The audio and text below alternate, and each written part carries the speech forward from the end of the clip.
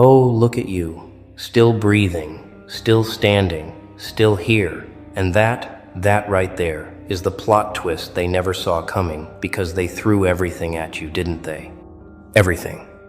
The drama, the chaos, the manufactured emergencies, the weaponized conversations, the guilt trips wrapped in concern, the public humiliation disguised as jokes, the silent treatments designed to make you beg, the explosions meant to make you flinch. They orchestrated a whole circus, painted themselves ringmaster, assigned you the role of broken clown, and you beautiful, untouchable force of nature. You did something so devastating, so unforgivable, so absolutely nuclear that they're still trying to process it 3 months later. You yawned. Not a polite yawn, not a hidden yawn, a full, slow, unbothered, soul-deep yawn that said, "Is this really all you've got?" without a single word leaving your lips. And then, and then, you did the unthinkable. You walked away. Not stormed, not ran, not collapsed. Walked, casually.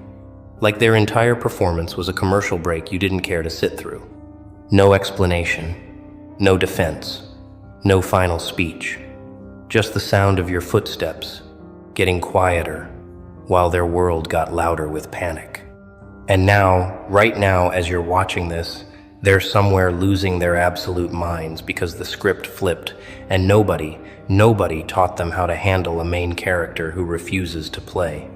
Let me take you back to that moment, that sacred, devastating moment, when you became untouchable without even trying because they had it all planned out, didn't they?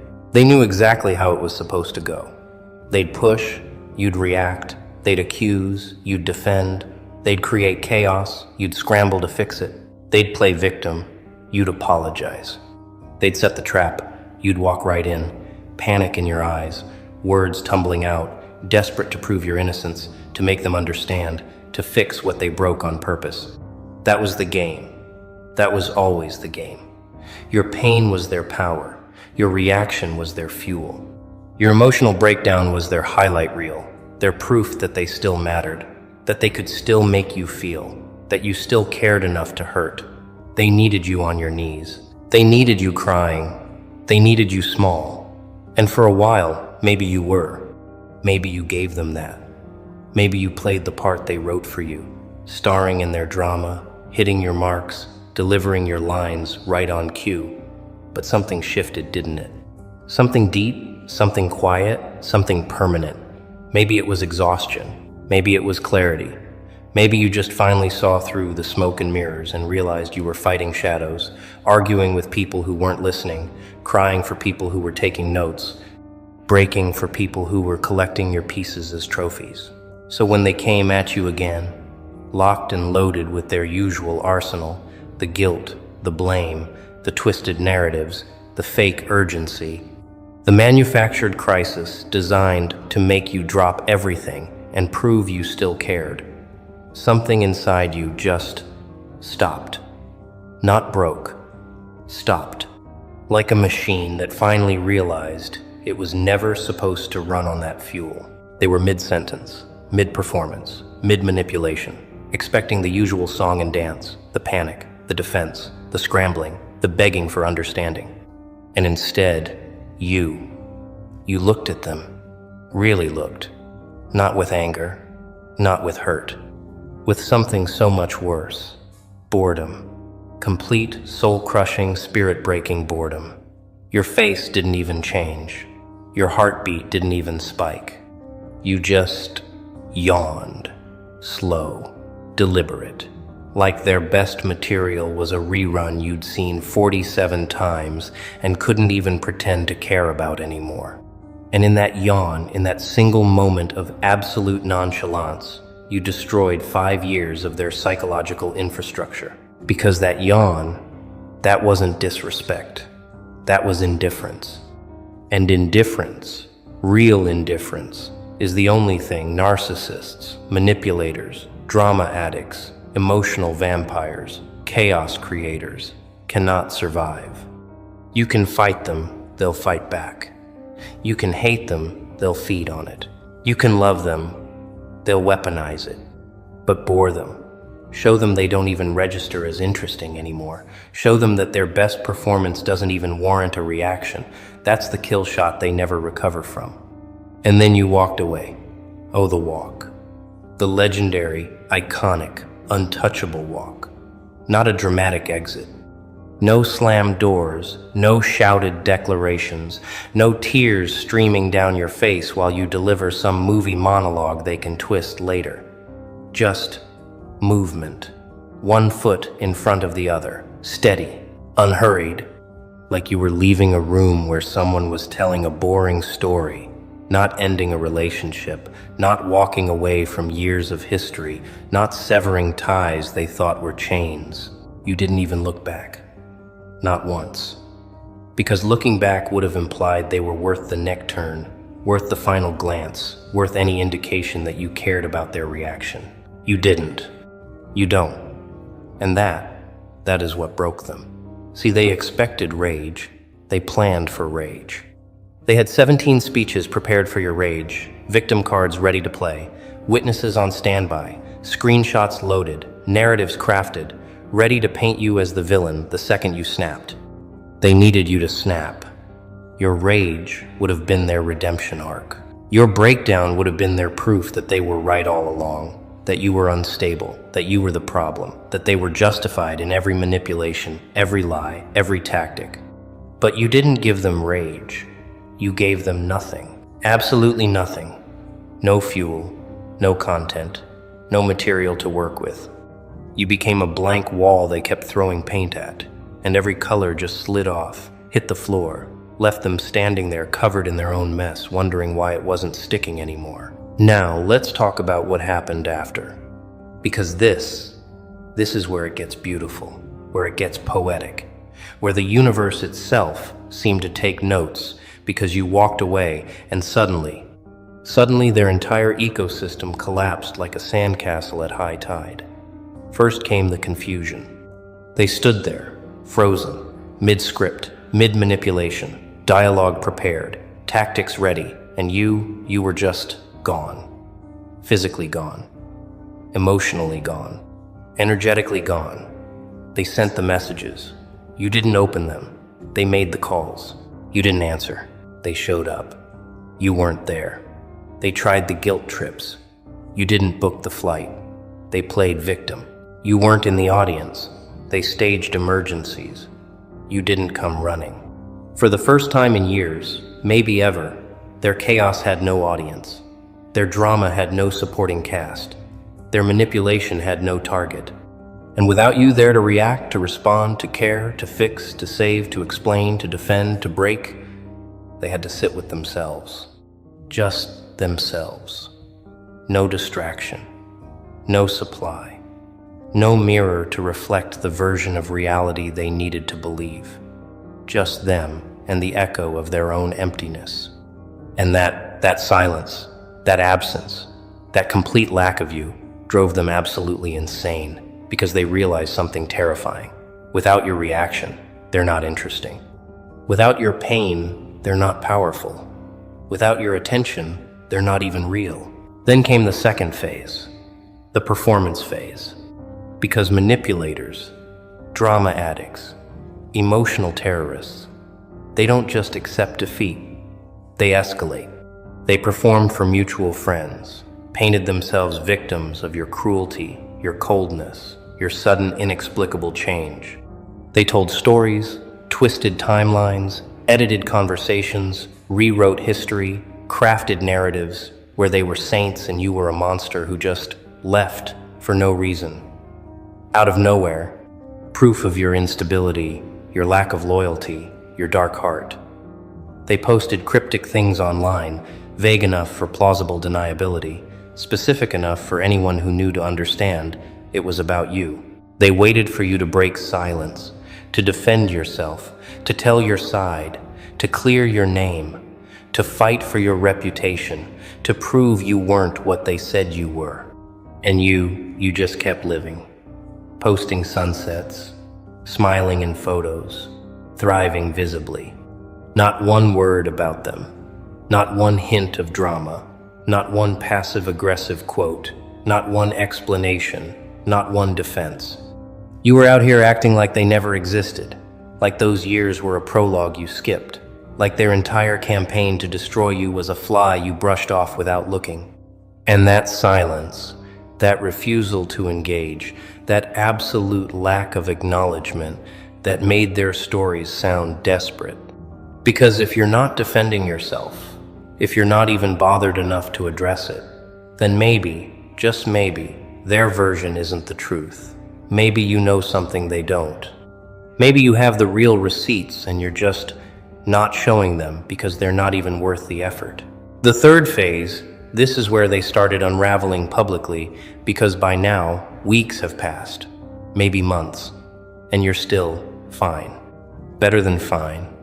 Glowing, peaceful, unbothered, successful, happy, healed. And they're falling apart. Their new supply isn't hitting the same. Their new targets aren't as reactive. Their chaos isn't as effective. Their manipulation isn't landing because you were the one who made them feel powerful. You were the one who responded to their tactics. You were the one who cared enough to hurt. You were the narcissistic supply, the emotional fuel, the mirror that reflected their false self back to them in a way that made them feel real. Without you, they're just screaming into a void. And people notice. Mutual friends start seeing the cracks. The constant victim routine gets old. The never-ending drama becomes exhausting. The stories stop adding up, and slowly, quietly, people start asking questions. They start noticing that you're not the common denominator. That every story involves someone else being crazy, someone else being wrong, someone else abandoning them for no reason. They notice you never speak ill, you never defend, you never engage. You just exist peacefully while this person continues to spiral, continues to obsess, continues to talk about you months after you stop saying their name. And that makes people think. But here's what they'll never understand. What their chaos-wired brains cannot compute. What drives them insane every single night when they're alone with their thoughts. You didn't leave because you hated them. You didn't leave because you wanted revenge. You didn't leave to hurt them. You left because they stopped being real. Somewhere in all their performance, all their manipulation, all their masks and scripts and tactics, the actual human, if there ever was one, disappeared. You weren't arguing with a person anymore. You were arguing with a strategy. You weren't loving a human. You were feeding a machine. And the moment you realized that, the moment you saw the emptiness behind the eyes, the hollow behind the words, the void behind the chaos, you couldn't unsee it. And you can't fight a void. You can't fix an emptiness. You can't heal someone who isn't actually there. So you stop trying.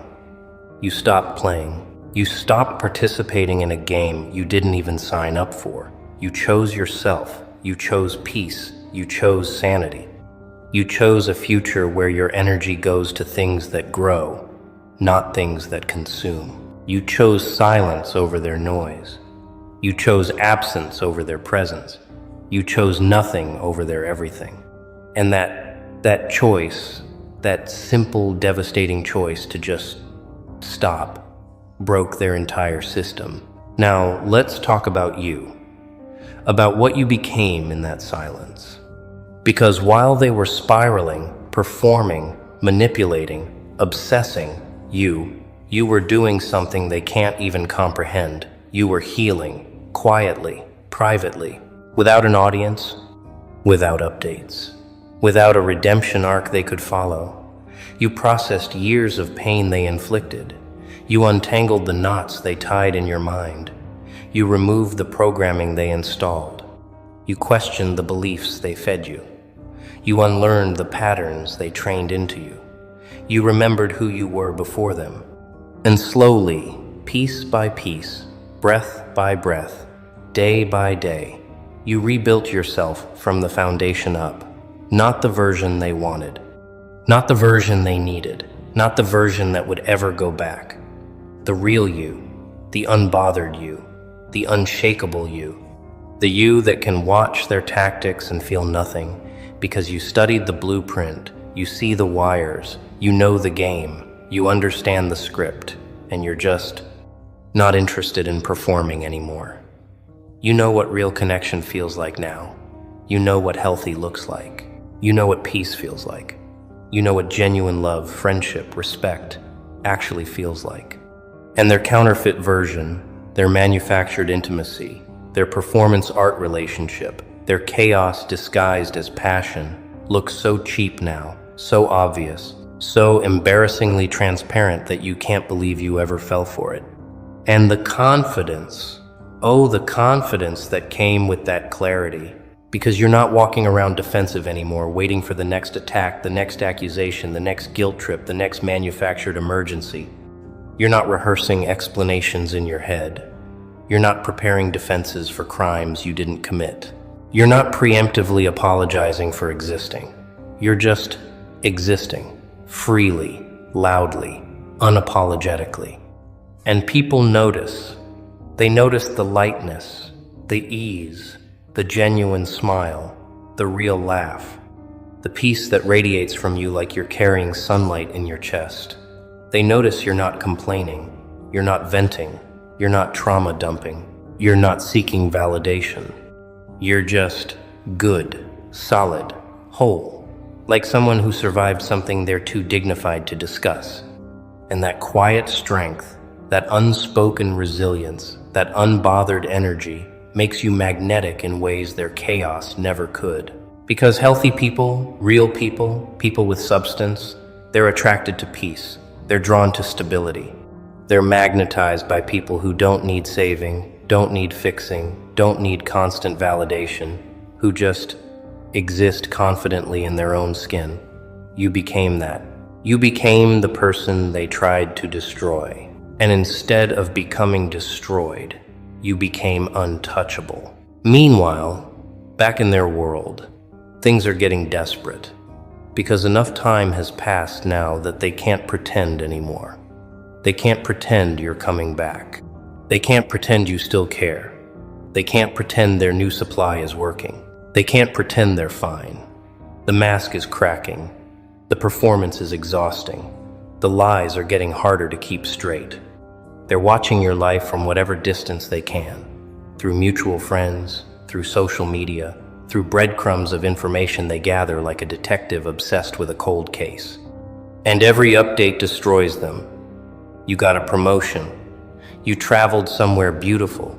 You're in a healthy relationship. You made new friends. You're thriving. You're happy. You're succeeding.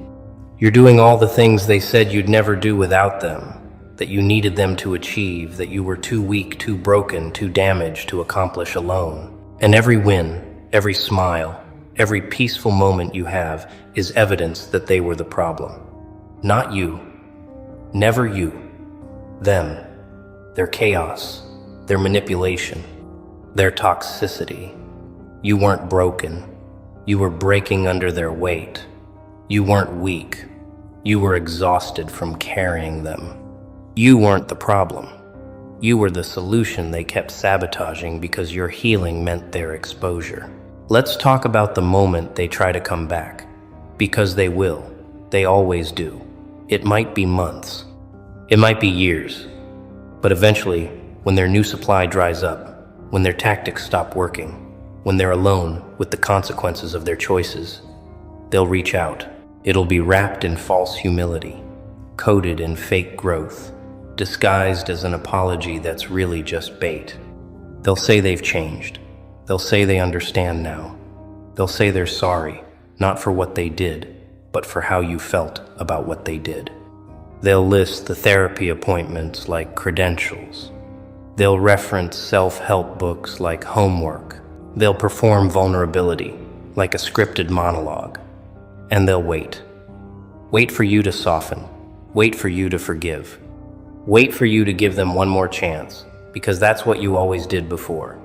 Because you're kind, you're understanding, you believe in second chances, you believe people can change. But here's the difference. You're not the same person they left behind. You're not the person they manipulated. You're not the person who yawned and walked away. You're the person who stayed away, who built a life they're not in, who found peace they can't touch, who healed wounds they kept reopening. You've seen behind the curtain. You know the tricks. You recognize the patterns. You understand the game. And you're not interested in playing. Not even for nostalgia. Not even for closure. Not even to prove you've changed. Because you don't need to prove anything to someone who never saw you clearly in the first place. So when they reach out, if they reach out, you'll do something that would have seemed impossible back then, something that feels effortless now. You'll either ignore it completely, or you'll respond with such polite detachment, such emotional distance, such clear boundaries, that they'll immediately know you're not the same. They can't reach you. The door isn't just closed, it's sealed, locked, reinforced. And they're standing outside in the rain, knocking on a wall, wondering why you're not answering, not understanding that you soundproofed your life against their frequency. You don't hate them. You don't even think about them. They're just nothing. A lesson learned, a chapter closed. A version of yourself you outgrew. And that indifference, that genuine, unbothered, peaceful indifference, is the final death blow to whatever hope they had of ever mattering to you again. Because hate means they still affect you. Anger means they still have power. But indifference, real indifference, means they're irrelevant. Forgotten, a ghost haunting a house you don't live in anymore. And there's no coming back from that. No manipulation tactic, no guilt trip, no performance. Nothing they can do or say will ever make them matter to you again. Because you evolved past them. You transcended the level they're stuck on. You're playing a completely different game on a completely different board in a completely different dimension, and they're still stuck in the tutorial level wondering why their cheat codes don't work anymore. Here's what they'll never tell you, what they'll never admit, what keeps them up at night when everyone else is asleep. You haunt them, not because you're trying to, not because you're sending signs or posting cryptic messages or playing mind games. You haunt them because you're proof that their tactics have expiration dates.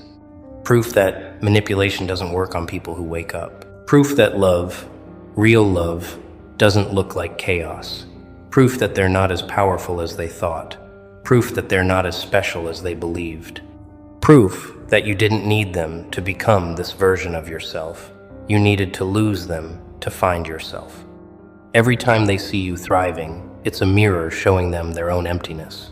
Every time they hear you're doing well, it's evidence they were the weight holding you down. Every time someone mentions how happy you seem, how peaceful you look, how much you've grown, it's a reminder that you grew the moment you cut them off, that your healing began the second they stopped having access, that your happiness returned when they left. You are the living, breathing, thriving proof that they were the problem, and they can't spin that. They can't twist that narrative. They can't make themselves the victim of your success. Because you never spoke against them. You never warned others. You never told your side.